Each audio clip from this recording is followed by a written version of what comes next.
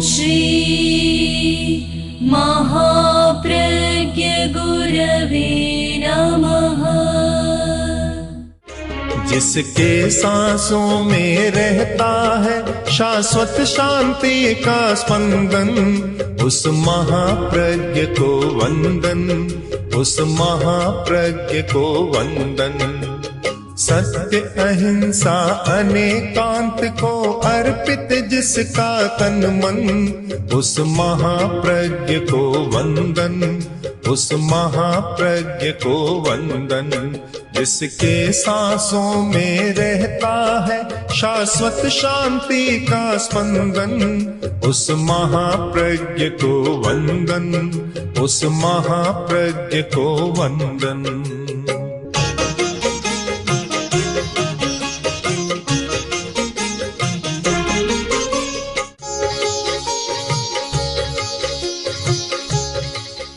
पुराने जमाने में जंगल बहुत होते थे, सड़कें थी नहीं।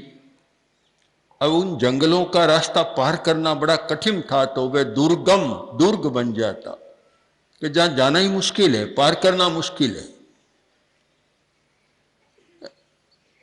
शायद दुर्ग शब्द से अब लोग इतने परिचित नहीं रहे, क्योंकि जो गढ़ कोट किले बनते थे वे भी अब कोई आवश्यक नहीं रहे, वे कोई सुरक्षा के साधन नहीं रहे, और जंगल भी बहुत कट गए, दुर्गम रास्ते भी नहीं रहे। तो दुर्ग की जगह दूसरा शब्द आ गया, समस्या। समस्या समस्या भी तो दुर्ग है, उसे पार पाना बड़ा मुश्किल है। और जीवन में न जाने कितनी समस्याएं आती है, आती नहीं, मनुष्य स्वयं समस्या का निर्माण करता है। मकड़ी को यह पता कब होता है कि मैं अपने लिए एक जाल बिछा रही हूं और उसी में फंस जाऊंगी, उसको पता नहीं होता। तो आदमी को भी यह पता नहीं होता कि मैं स्वयं समस्या को गढ़ रहा हूं, उसका निर्माण कर रहा हूं, और उससे निकलना मेरे लिए बड़ा मुश्किल हो जाएगा। तो हम समस्या को दुर्ग भी मान लें, समस्या भी दुर्ग है। एक सुंदर प्रकरण है महाभारत का कि दुर्गा न्यति तरंती ते, कि दुर्ग को कौन पार कर सकता है। वर्तमान के संदर्भ में कहें तो समस्या को कौन पार कर सकता है। समस्या में उलझ जाता है, पार करना बड़ा मुश्किल होता है। एक प्राकृतिक समस्या है, आदमी प्रयत्न करता है, पार भी पा जाता है, किंतु अपने हाथों कुछ ऐसी समस्याएं पैदा की जाती है कि उनका पार पाना बहुत कठिन होता है। कुछ भाई आए हमारे पास और बोले कि हम तो फंस गए, फेरा में फंस गए। प्याह का फेरा अलग होता है और यह सरकारी फेरा अलग होता है। फेरा में फंस गए यानी विदेशी मुद्रा के घोटाले में फंस गए और अब निकलना बड़ा मुश्किल हो रहा है। पहले तो वह गड़बड़ किसने की, समस्या पैदा किसने की? अपने ही लोभ या अज्ञान या अविवेक ने समस्या पैदा की। आदमी को जीविका का काम करना होता है, पर ऐसा तो नहीं करना चाहिए कि जहाँ इतना माया कपट करना हो। बहुत बार ऐसा होता है कि बच जाता है, छलना कर माया कपट कर बच जाता है, पर उस सच्चाई को भी नहीं भूलना चाहिए कि 100 सुनार की एक लुहार की। कहावत है, बहुत अच्छी कहावत है, शिक्षाप्रद बात है कि 100 सुनार की, सुनार चोट देता 100 लोहार एक में ही सारा काम कर देता है। तो कभी कभी एक बार ये ऐसा फंसता है तो मैंने देखा कि उस समस्या में उलझा हुआ आदमी एक तो शायद दुनिया में रहा नहीं होगा, इतना एक दुखी बन गया था। कुछ लोग हैं और भी बहुत सारे लोग आते हैं ऐसे, कोई फेरा में फंसता है, कोई इनकम टैक्स में फंसता है, कोई रेड में फंसता है, ऐसे फंसते जाते हैं, फंस रहे हैं। फंसने के बहुत सारे मकड़ जाल हो गए। पर यह समस्या पैदा कौन कर रहा है? आदमी स्वयं कर रहा है। और समस्या पैदा करने का एक कारण है ये माया जाल। जो माया जाल बिछाता है, गलत तरीकों से कुछ पाना चाहता है और वह मिलता नहीं तो फिर माया जाल रचता है और उसी जाल में स्वयं फंस जाता है। एक सुंदर बात कही कि ये दंभा नाचरन्ति ते। जो आदमी दंभ का आचरण नहीं करता वह दुर्ग को तर जाता है। दंभ का आचरण करता है यानी माया जाल का प्रयोग करता है, फंस जाता है। फंसते हैं लोग बहुत सारे। एक कोई बड़ा धनी आदमी था, बहुत बड़ा धनी, परंतु धन धोला धन नहीं था, काला धन ज्यादा था। एक दिन अचानक 5-4 व्यक्ति आए, जहां सेठ बैठा था, व्यापारी बैठा था, दुकान पर आए। उसने भी देखा कोई अच्छे आदमी लगते हैं तो उसने भी कहा आइए बैठिए, स्वागत किया, बिठा लिया। बातचीत शुरू हुई। कहिए आप कैसे पधारे हैं? कभी एक काम से आए हैं। क्या काम है? कि हमारे लड़की है और हमने सुना कि तुम्हारे बहुत अच्छा लड़का है, हम कोई शादी संबंध करना चाहते हैं, इस दृष्टि से आए। जब शादी संबंध की बात आई तो माया जाल और ज्यादा आगे बढ़ गए। पता नहीं आदमी का क्या लोभ है, कुछ पता ही नहीं लगता। अपने हाथों पर भरोसा नहीं है और यह शादी विवाह के संबंध में दहेज का प्रश्न आता है, वहां सुरसा का मुंह बन जाता है। पता नहीं कैसे एक सांप पूरे बंदर को निगल गया। अजगर होते हैं, अजगर तो आदमी को भी निगल जाते हैं, बंदर को भी निगल गया। तो हमारे एक मुनि ने कहा कि मुंह कितना बड़ा होगा, फिर बंदर को निगल गया तो मुंह कितना चौड़ा होगा। अजगर का मुंह चौड़ा होता है, औरों का होता है, पर यह लोभ का मुंह जितना चौड़ा है उतना बड़ा चौड़ा मुंह तो शायद किसी का नहीं है। सबको निगलने को तैयार है, कोई भी बसता नहीं। हाथी आओ, चाहे हाथी से बड़ा कोई आ जाए, चाहे डायनासोर आ जाए पुराने जमाने का, सबको निगलने को तैयार है। तो बोला देखिए लड़का है, अच्छा है, आप ठीक आए हैं, पर अभी शादी इसकी सगाई करनी नहीं है। आपको पता है कि मेरे पास बहुत आते हैं, मेरे पास 5-5 करोड़ का दहेज देने वाला आ गया, फिर भी मैंने इनकार कर दिया कि अभी नहीं करना है। मतलब 5 करोड़ की बात तो आ गई, अब इससे आगे कोई आप आए तो फिर बात करें, अभी मुझे करना नहीं है। तो वे बोले साहब देखिए कि अगर जच गया तो 5 करोड़ तो है तो बहुत ज़्यादा, पर हम आपको 10 करोड़ भी देने को तैयार है। बोला ठीक बात है, पर आप जानते हैं मेरा, आप जानते नहीं कितना बड़ा व्यापार है। अब अपना बखान करना शुरू किया, मेरा इतना धंधा चलता है, साल की हर वर्ष की मेरी पैदा है 20 करोड़ की। तो अब जो इस हिसाब से आप देखें तो आपको कितना क्या करना है, क्या करना है। इतना लंबा चौड़ा बखान दिया कि शायद साधु भी इतना बड़ा उपदेश नहीं देता, इतना वर्णन कर दिया, खूब दिया। और अब जब आदमी जोश में आता है, आवेश होता है, और इतना आवेश में आ गया, सोचा कि जितना इनको बताऊंगा उतना ही दहेज मुझे ज्यादा मिलेगा। लोभ का आवेश इतना भयंकर बना कि बस नहीं कर सका, अपने को कंट्रोल में नहीं रख सका, उठा और भीतर गया और सारे बही खाते लार पटकी। आप देखिए सही मेरा क्या धंधा, क्या चल रहा है।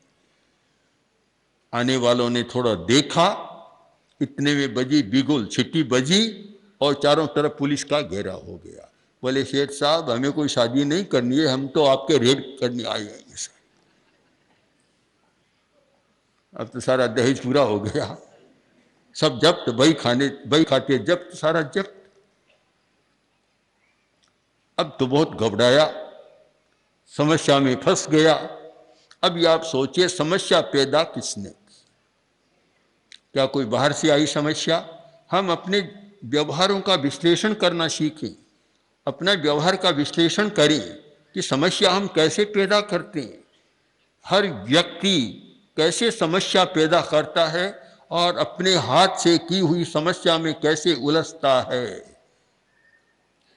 उस स्थिति में यह वाक्य ठीक सामने आ जाता है, अप्पा कत्ता विकत्ताय दुहाणय सुहाणय। सुख दुख की कर्ता कौन? उत्तराध्ययन सूत्र का एक बहुत सुंदर वाक्य है कि सुख दुख का कर्ता कौन?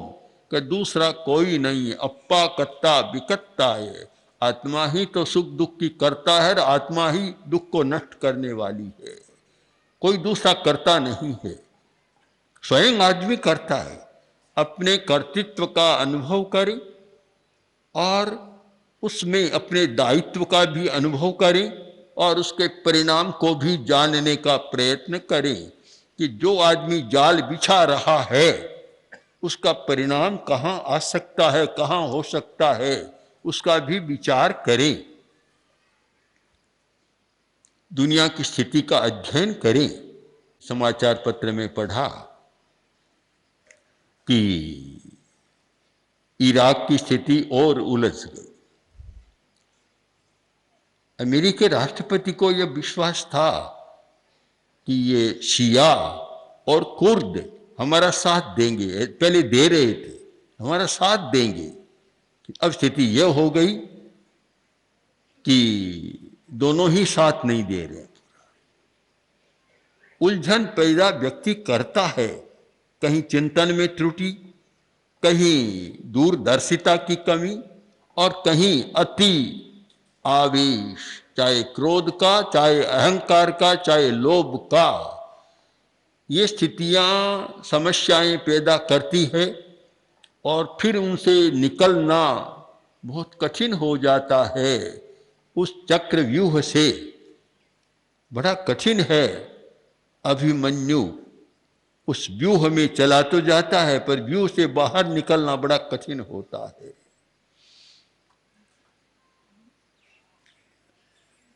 उलझ गया और अब बंधन में आ गया। स्वयंकृत बंधन। अगर इतना जल्दी आवेश में आकर अपना इतना बड़ा परिचय नहीं देता तो शायद नहीं उलझता, पर अपने हाथों ही तो उलझ गया। तो ये दंभ है, मायाचार है।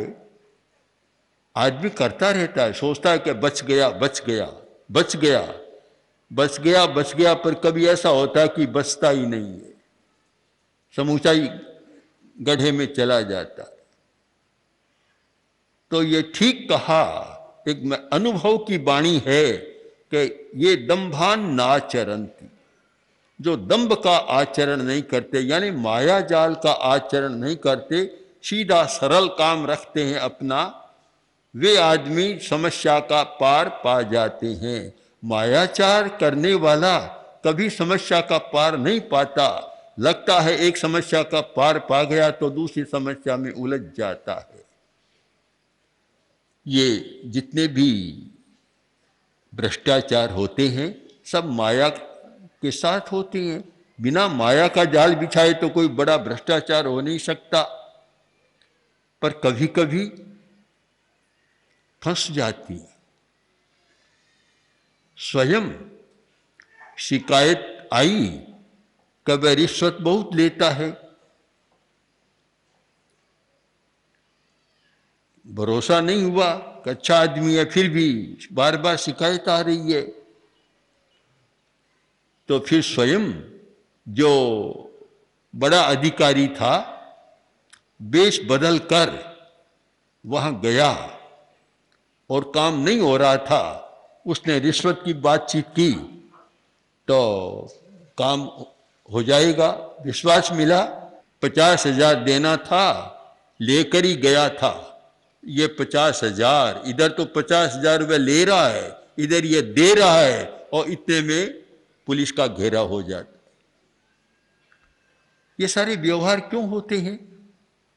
कि मायाचार, कपट के बिना ऐसा होता नहीं, और कपट सदा चलता नहीं है। एक दिन अंत आता है, सारा भेद खुल जाता है और स्थिति सामने आ जाती है।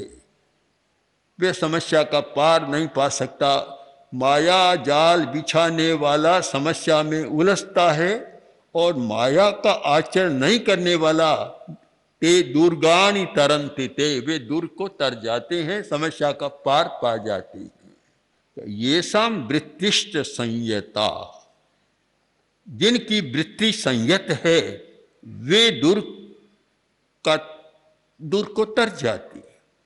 आजीविका वृत्ति, आजीविका जिनकी वृत्ति संयत है, यानी आजीविका के जो साधन हैं वे विवेक पूर्ण हैं और संयम के साथ करते हैं,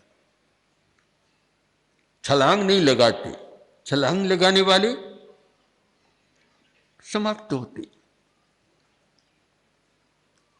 पता नहीं कितने लोग हमारे पास भी आए कि पास में था, सारा खो दिया, अब कुछ देने को है नहीं, कर्जे का भार भी सहन नहीं कर सकते, बदनामी भी हो रही है, अब आत्महत्या के सिवाय सामने कोई रास्ता नहीं। तो हमने कहा कैसे, क्यों किया? कि छलांग लगा दी, शेर में इतने आगे चले गए, अब इतना हो गया कि कुछ कह नहीं सकते।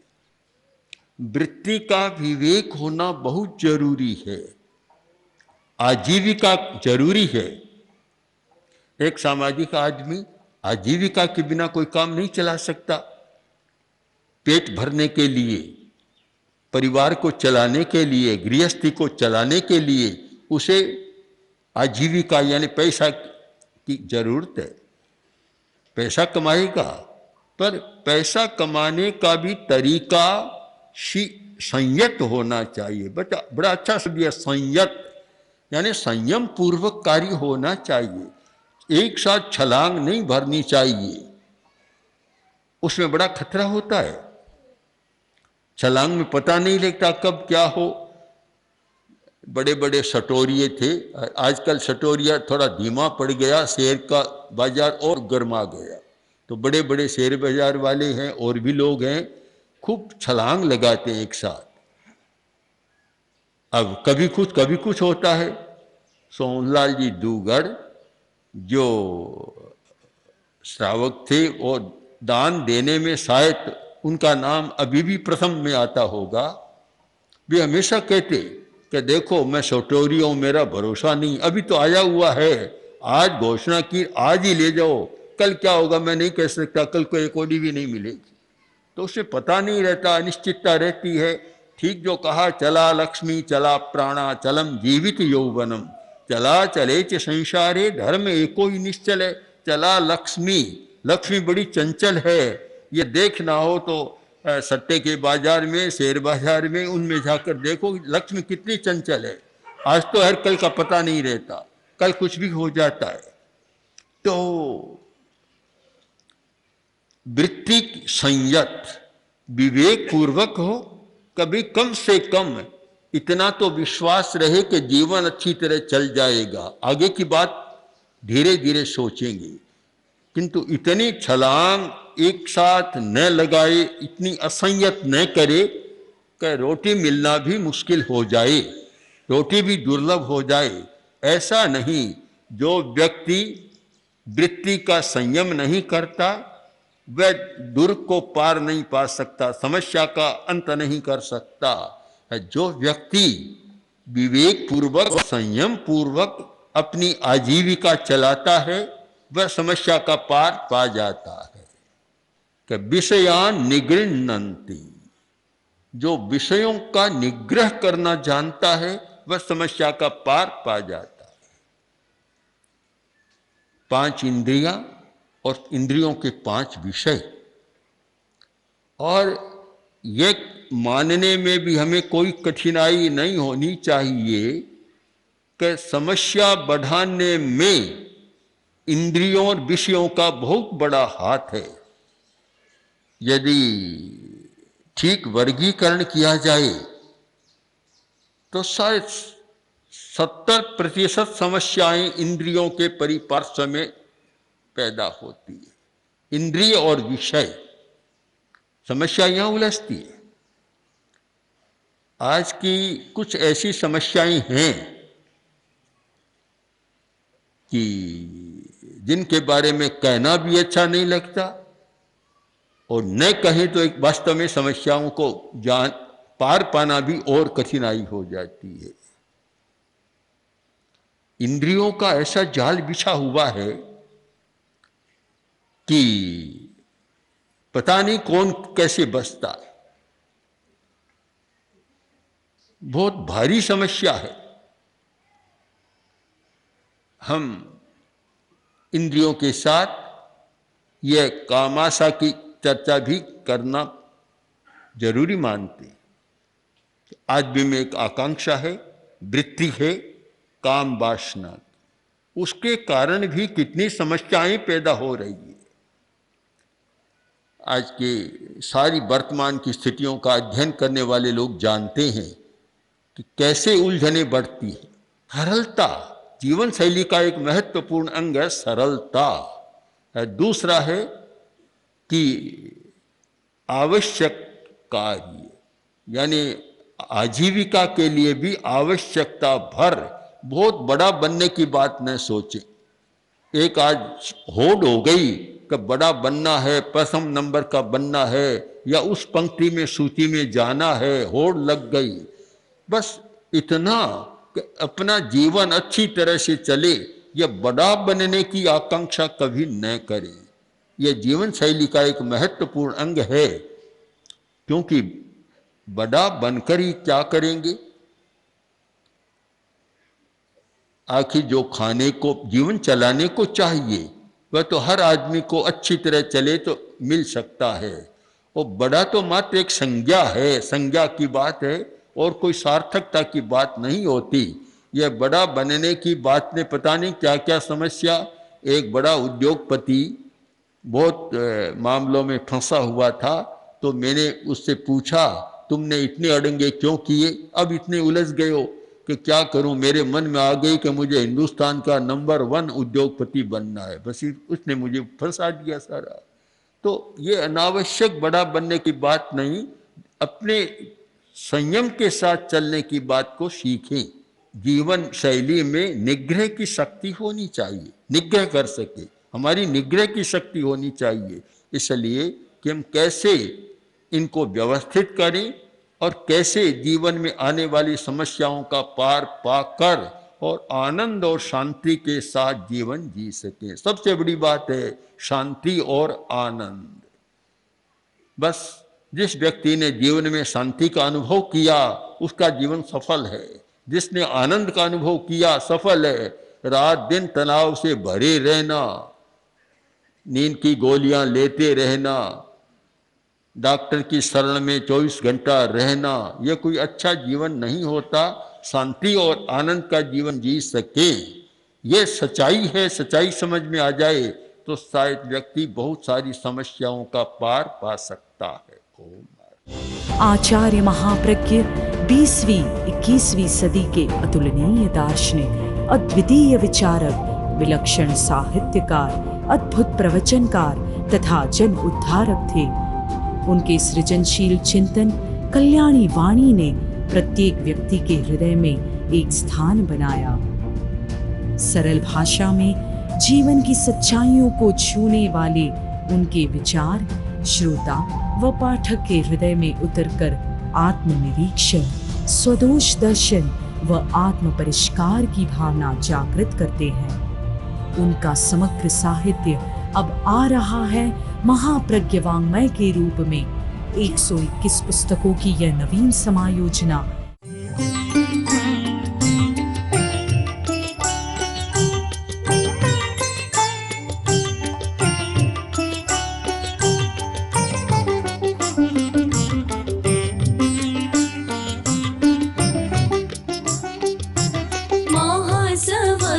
महाप्रज्ञ गुरुवै अर्घ्य आस्था काय चढ़ाए, अमल ध्यानी विशद ज्ञानी, अमर है तेरी ऋचाए।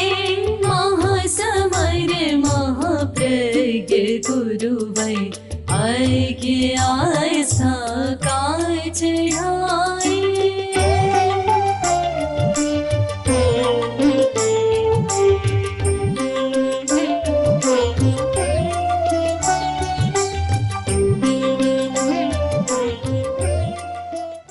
ओम श्री महाप्रज्ञ गुरवे नमः।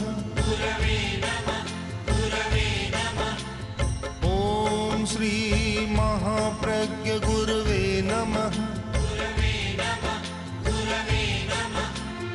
ओम श्री महाप्रज्ञ गुरवे